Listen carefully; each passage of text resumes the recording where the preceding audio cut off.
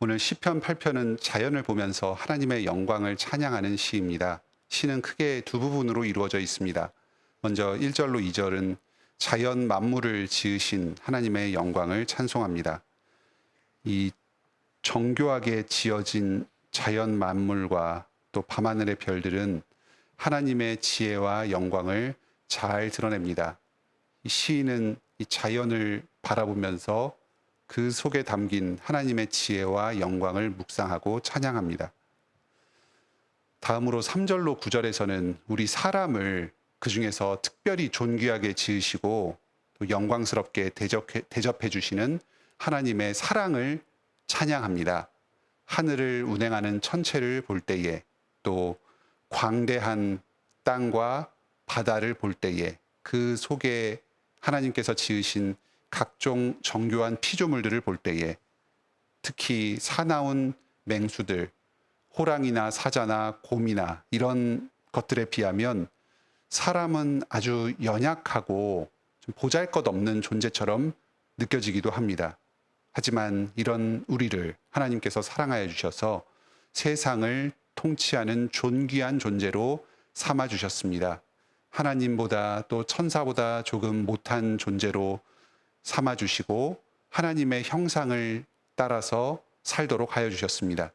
이렇게 위대한 자연을 바라보면서 인간이 얼마나 연약한가, 그와 동시에 얼마나 존귀한가 하는 이 현실을 깊이 묵상하고 이 세상 가운데에 담긴 우리들을 향한 하나님의 사랑을 깨닫고 찬양하고 있습니다.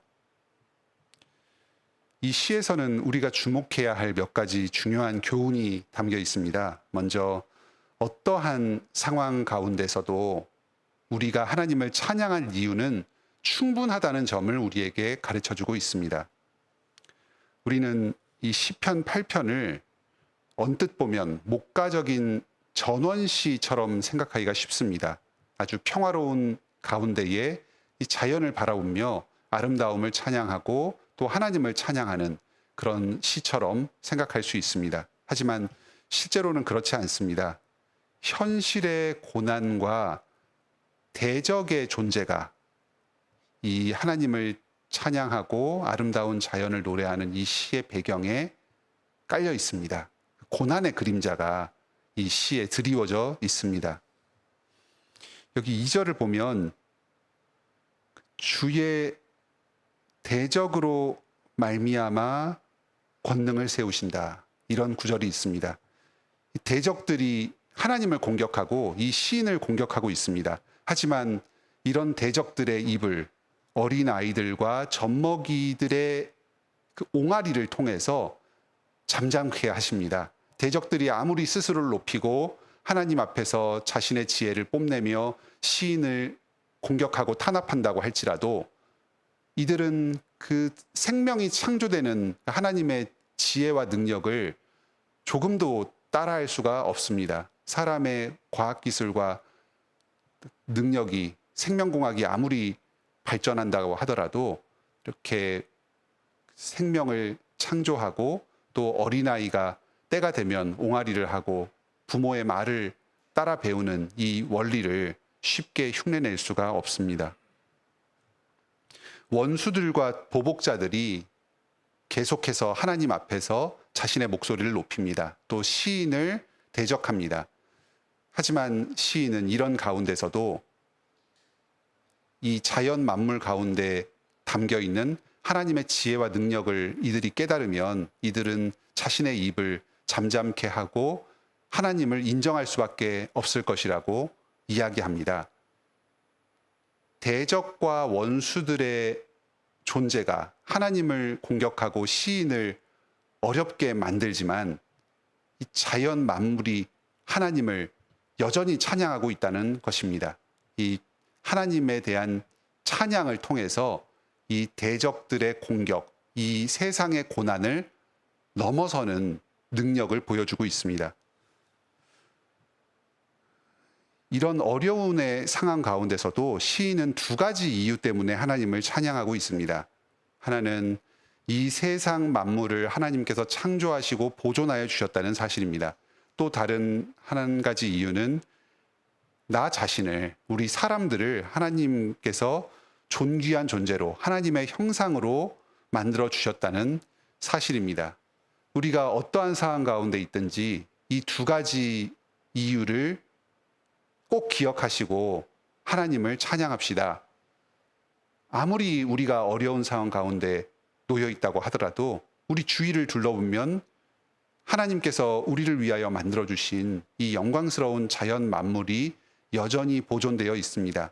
우리가 하루하루를 살아가고 또 먹을 것을 얻을 수 있는 환경을 조성해 주시고 계십니다. 이 어려움 가운데서도 주님의 은혜를 의지하여서 계속해서 일상을 영위하고 또 소산을 얻으면서 살아갈 기회를 허락하여 주시고 계십니다.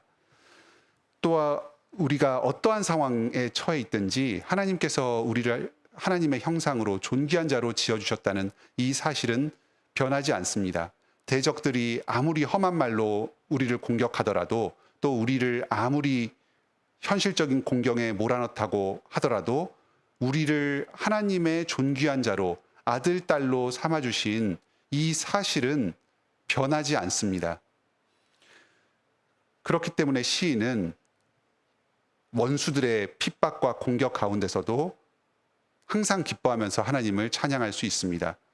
또한 이렇게 찬송을 부르면서 스스로의 존귀함을 잃어버리지 않을 수 있습니다. 어떤 경우에는 우리가 자유가 크게 제약되기도 합니다. 또는 현실적인 이 고단함에 몰려서 스스로가 정말 하나님의 형상으로 창조된 존귀한 존재인지를 잃어버릴 때도 있습니다. 사람들에게 노예 취급을 당하고 또 형편없는 취급을 당할 수도 있습니다. 하지만 그럴 때에도 이 시인과 같이 우리는 이 시편 8편을 찬송하면서 우리를 지으시고 사랑하여 주신 이 사실을 항상 기억할 수 있습니다.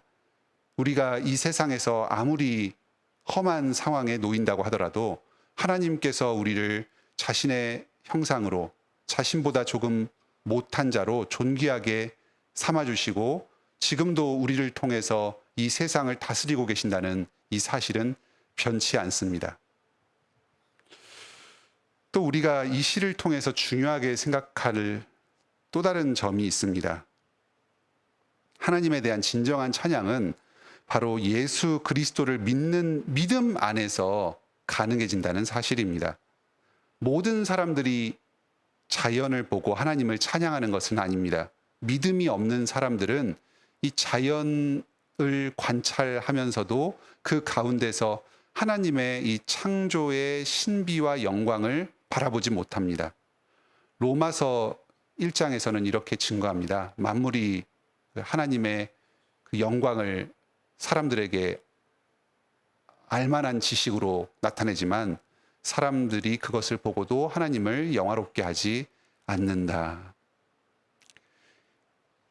일반적인 사람들은 자연 속에 담긴 하나님의 능력을 관찰할 수는 있습니다. 하지만 그 사실을 하나님의 존재와 하나님의 영광으로 연결시켜서 찬양하지는 못합니다.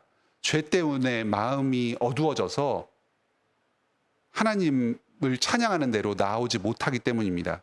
오히려 사람들은 스스로의 죄와 탐심 때문에 이 자연물을 보고서도 그 속에 담긴 하나님의 진노를 두려워하면서 자연물을 우상처럼 섬기기도 합니다. 또는 자신의 탐욕을 추구하기 위한 욕망의 도구로 생각하여서 무절제하게 착취하면서 재물을 쌓기도 합니다. 오직 예수 그리스도를 믿는 믿음 안에서 우리는 자연 속에 담긴 하나님의 영광을 정확하게 바라보고 자연을 통해서 하나님을 찬송할 수 있게 됩니다. 또 우리는 예수 그리스도를 믿는 믿음 안에서 우리를 존귀하고 영광스럽게 지어주신 그 하나님의 형상으로서의 지위를 회복할 수 있습니다. 우리는 모두가 하나님의 형상으로 창조되었지만 스스로의 죄와 타락으로 말미암아서 그 형상이 크게 왜곡되게 되었습니다. 하나님과 관계를 맺고 또 주님의 뜻에 따라서 이 세상을 통치하기보다는 나 자신을 주인처럼 섬기고 하나님과 멀어져서 무절제하게 세상을 살아가게 되었습니다. 스스로의 불행과 화를 자초하는 삶을 살게 되었습니다.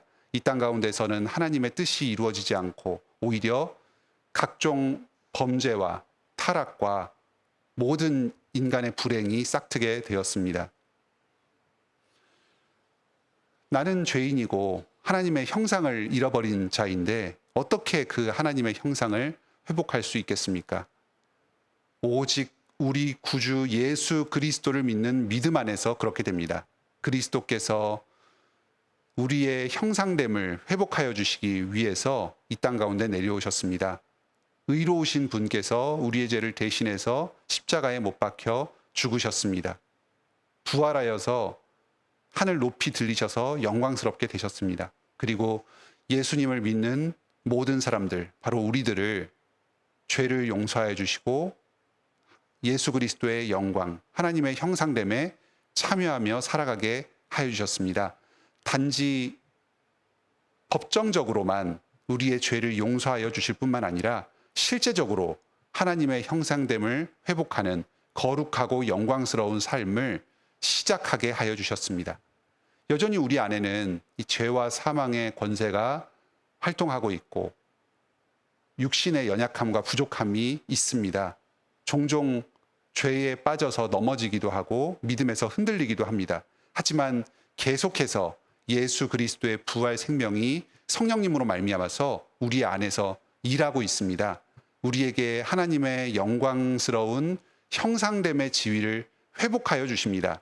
하나님을 어떠한 상황 가운데서도 예배하고 찬양하며 살아가게 하십니다. 그리고 이 땅을 다스리면서 이 땅 가운데 하나님의 그 거룩하신 성품을 드러내며 하나님의 뜻을 이루며 살게 하여 주십니다. 사랑하는 성도 여러분, 오늘날 우리의 삶 가운데도 여전히 고난과 어려움이 있습니다. 하나님을 대적하는 또 우리를 공격하는 대적의 존재가 있습니다. 하지만 그럴 때에도 이 시편 8편의 말씀을 기억하면서 하나님을 찬양할 수 있기를 바랍니다. 이 자연을 바라보며 하나님의 영광을 찬양하고 또 우리를 존귀하게 하여 주신 하나님의 사랑을 찬양할 수 있기를 바랍니다. 예수 그리스도를 믿는 믿음 안에서 이 세상을 더욱더 정확하게 바라보는 지혜, 또 하나님의 영광스러운 형상으로 살아가는 이 존귀함을 누리는 복된 하루를 보내시기 바랍니다. 함께 기도합시다. 하늘에 계신 우리 아버지, 오늘 이 찬송이 메말라가고 이 세상의 어려운 가운데 곤고하게 살아가는 저희들을 불쌍히 여겨주시고 말씀으로 찬송을 회복시켜 주시고 주님을 기뻐하며 찬양할 수 있게 저희의 마음을 변화시켜 주시니 감사드립니다. 저희가 어떠한 상황에 있든지 무엇을 하든지 찬송의 이유가 넘칩니다. 이 세상 만물을 주님께서 창조하시고 보존하시며 여전히 우리에게 삶의 터전을 허락하여 주셨기 때문입니다. 또한 우리를 하나님의 형상으로서 존귀하게 하여 주시고 이 땅 가운데서도 주님을 따라서 거룩한 형상으로 살아가며 주님의 뜻을 이 땅 가운데 이루는 영광스러운 통치자로 살게 하여 주셨기 때문입니다. 저희는 비록 연약하고 부족하여서 주님을 찬양할 능력이 없지만 오직 우리 구주 예수 그리스도의 십자가 보혈 공로로 말미암아 저희가 자연을 정확하게 바라보고 하나님을 찬양할 수 있으며 또 하나님의 형상으로서의 영광스러운 지위를 회복할 수 있음에 감사합니다. 오늘도 저희에게 예수 그리스도를 믿는 믿음을 더욱더 굳세게 하여 주시옵소서. 하나님을 향한 찬양이 넘치게 하여 주시옵소서. 예수 그리스도를 믿는 믿음 안에서 이 땅 가운데 하나님의 아들, 딸로서 주님의 뜻을 이루는 복된 하루를 살게 인도하여 주시옵소서. 저희를 한 주간 동안도 지켜주시고 내일 주일 예배로 불러주시니 감사드립니다. 내일 예배를 인도하시는 김재윤 목사님에게 지혜와 능력을 허락하여 주셔서 하늘의 말씀을 받아서 성도들에게 전하게 하여 주시고 저희 성도들이 그 말씀을 들을 때에 예수 그리스도의 비밀을 깨닫고 믿음에서 담대하여져서 기쁨으로 찬송하게 하여 주시옵소서. 또 내일 성찬이 있습니다. 모든 성도들이 자신의 죄를 회개하며 주님의 은혜를 간구하며 성찬을 받게 하여 주시고 예수 그리스도의 임재와 연합의 큰 축복을 누리게 하여 주시옵소서. 성도 안의 교제를 통하여서 주님의 몸된 교회를 이루게 하여 주시고 서로를 권면하며 위로하며 격려하며 치유와 회복이 있게 하여 주시옵소서. 어제 오늘 이틀 동안 유초등부 여름 성경학교를 시행하게 하여 주시니 감사드립니다. 안전 지켜주시고 기쁨을 더하여 주시옵소서. 섬기는 교사들에게 보람이 있게 하여 주시고 또 주기도문 말씀을 배우는 우리 어린이들에게 학생들에게 기도의 소중함을 깨닫고 더욱더 기도로 주님의 은혜를 구하며 나아가는 영적인 각성이 있게 하여 주시옵소서. 오늘도 저희의 하루를 통해서 주님께 영광 찬송을 올려드리길 원합니다. 예수님의 이름으로 기도드립니다. 아멘. 은혜로운 기도의 시간 되시길 바랍니다.